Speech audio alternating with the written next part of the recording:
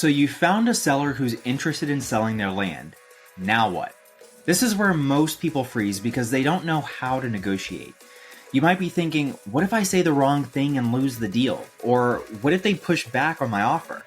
Or I hate negotiating. I don't want to sound like a pushy salesperson. I get it. The good news is you don't have to be an FBI negotiator to get great deals. You just need a simple, structured process. And that's exactly what I'm going to walk you through today.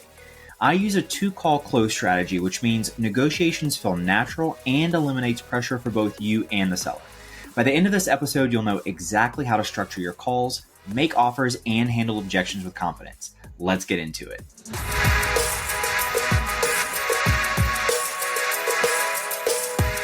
Welcome to the Only Land Fans Launchpad series. I'm Kendall, and this is the podcast that shows you exactly how to flip land without ever buying it. If you've ever felt nervous about negotiating with land sellers, this episode is for you. Today, I'll walk you through my two-call close system so you never feel lost in negotiations again. Let's dive in. Most people make one big mistake when negotiating. They try to get everything done in one call. But when you rush a deal, two things happen. One, you don't have enough information to make a strong offer. And two, the seller feels pressured and pushes back. That's why I use a two-call close system. On call one, I just gather information and build rapport. There's no offer. There's usually no talk of money. All I'm trying to do is figure out if the seller is qualified and if they're open to actually doing a deal. The second call is where I actually present the offer and handle objections. This method keeps sellers comfortable, gets you better deals, and increases your closing rate. Now, let's break it down step by step. The first call is where I build rapport and qualify the seller. On this call, you're not negotiating. You're simply building rapport and qualifying the seller. Here's the exact structure I use. First, I verify ownership. I say something like, "Hey, Mr. Seller, I'm following up about your lot at 123 Main Street. Do you have a few minutes?" Next, I'm going to ask about their situation. "Can you tell me how'd you come into owning the property?" I really love this open-ended question because that allows them to go down whatever rabbit hole they want and present what information they feel necessary to present to you. You can get a lot of information by opening up, by asking a simple question like, how did you come into owning the property? They may tell you about, I bought this property because I wanted to build on it and then I retired in a different city. Or, I bought this property for my nephew and he decided not to live here. You can get a lot of information about that particular seller's attachment to the property and their plans for the property if you ask them how did they come into owning the property. Next is I like to find out their motivation. Why are you considering selling the property? Again, another open-ended question that just gets them to talk and open up about why they're looking into selling the property. Next is I like to determine their timeline. If I can get you an offer that makes sense, would you be open to closing within 30 days? That really allows me to drill down and figure out how serious they are about selling. You might hear a seller say, I don't know, I'd have to talk to my wife about it. Now I know that there's a wife involved and I'll have to get her approval as well. Or they might say, absolutely, I've been thinking about doing this. It's time to go. Let's move. And now you know that seller is really ready to move. So here's a quick tip for you. Sellers will often tell you their real reason for selling if you just let them talk. The more you listen, the more leverage you'll have in call two whenever you call and present that offer and start negotiating. So for example, let's say a seller says that they inherited the land years ago, but they never used it. All they're doing is just paying property taxes and they have no plan on moving there. That tells you that they may be open to selling much faster than someone who just bought that property. If you want my first call one, want my full call one script? Join my free Facebook group at onlylandfansgroup.com where I share my exact call breakdown. The second step is the second call, presenting the offer and handling objections. So now that you have all the details, it's time to make your offer. Here's exactly how to do it. First, I like to call and warm up the call by asking a few more due diligence questions like, "Hey, Mr. Seller, when I was looking into your lot, I noticed that it's covered in trees. Do you know approximately how much of the property is covered in trees?" Or you can ask them, has a perk test ever been done? That's just a simple soil test to see if they can put a septic tank there.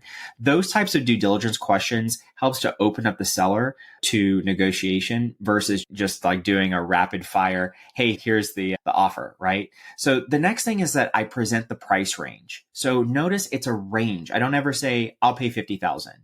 What I'll say is something like, for a lot like yours, we typically pay around $40,000 to $50,000.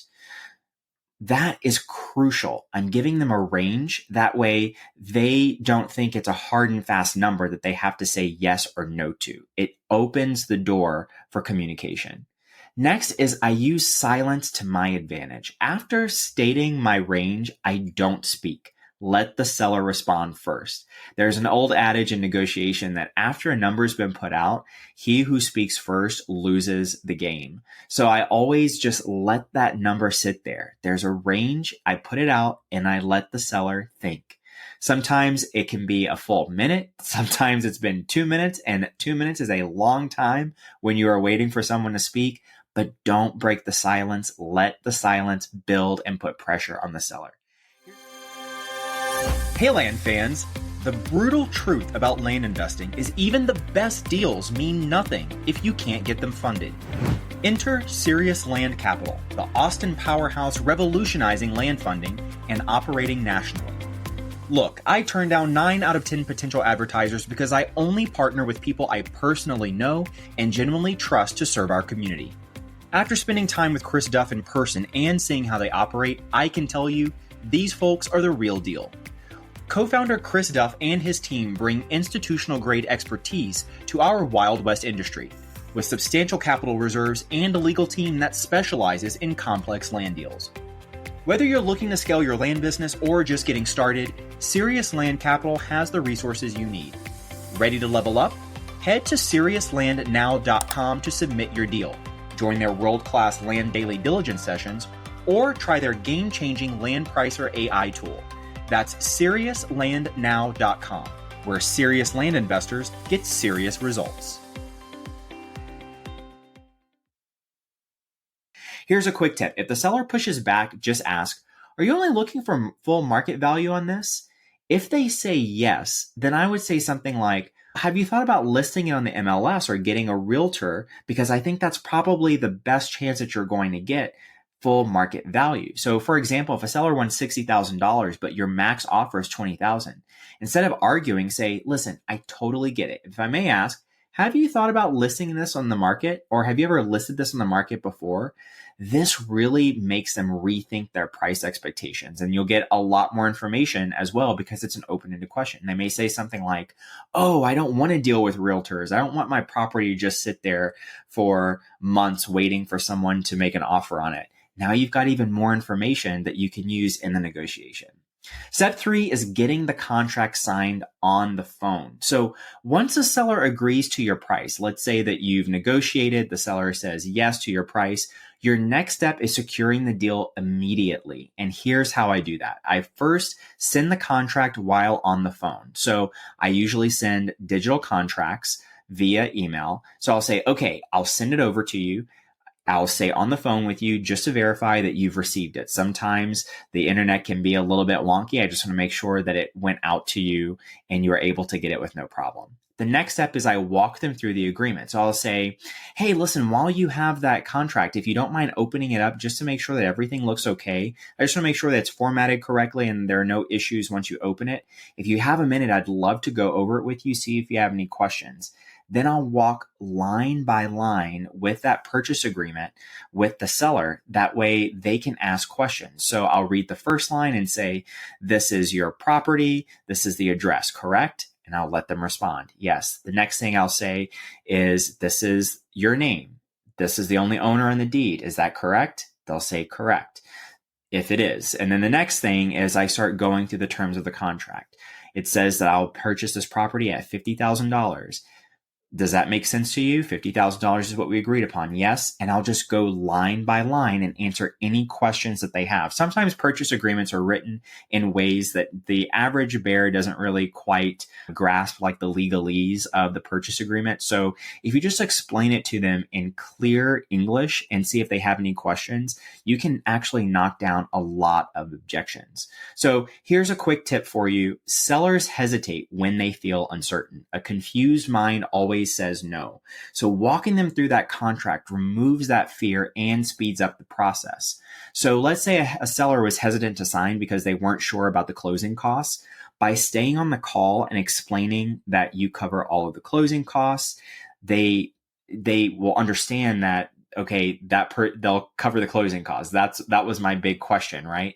So if you walk through term by term with them, will really help you to be able to answer any objections. And then finally, whenever they say, you get to the very last one and you say, okay, do you have any more questions? And they say no, say, perfect. What I'll do is I'll stay on the phone with you. If you want to go ahead and click sign, I'll make sure that it transmits and it gets over to my office with no problems. I'll make sure that I can open it up and that there were no issues, that it was lost in transmission, right? So that's a really fantastic way to get the seller to go through the purchase agreement. You can answer questions and then get them to sign right there when they're hot and they're ready to say yes. So if you want a contract breakdown, you can join my free Facebook group at onlylandfansgroup.com. If negotiations has ever made you nervous, I hope this episode showed you that it doesn't have to be scary. And hey, if this episode helped you, do me a favor. Subscribe to the show, leave a quick review, and share this with someone who needs to hear it.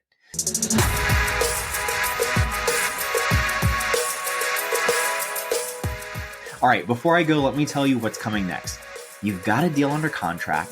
Now, how do you find a buyer and sell it quickly? In the next episode, I'll show you exactly how to sell your land deals fast, even if you don't have a buyer's list yet. We'll cover where to find motivated buyers, how to list your land in the right places, the simple strategy that helps land sell faster, and the secret tip to getting that land in front of as many eyes as possible. If you want to learn how to sell land deals quickly and predictably, hit that subscribe button now so you don't miss it. See you next time, and until then, stay dirty.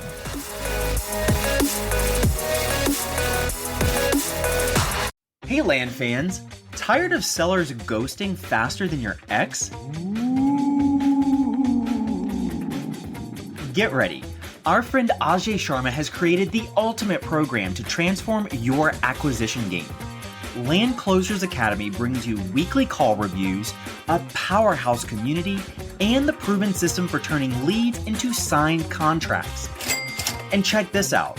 Sign up now at olfclosers.com and you'll get my personal call review template that's crushing it with both my team and my coaching clients. This is the exact system we use to level up acquisition managers and consistently grow their closing skills. It's a game changer for managing your team. Ready to close more deals? Head to olfclosers.com and let's get you crushing it. Because the only thing getting ghosted should be your old closing rate.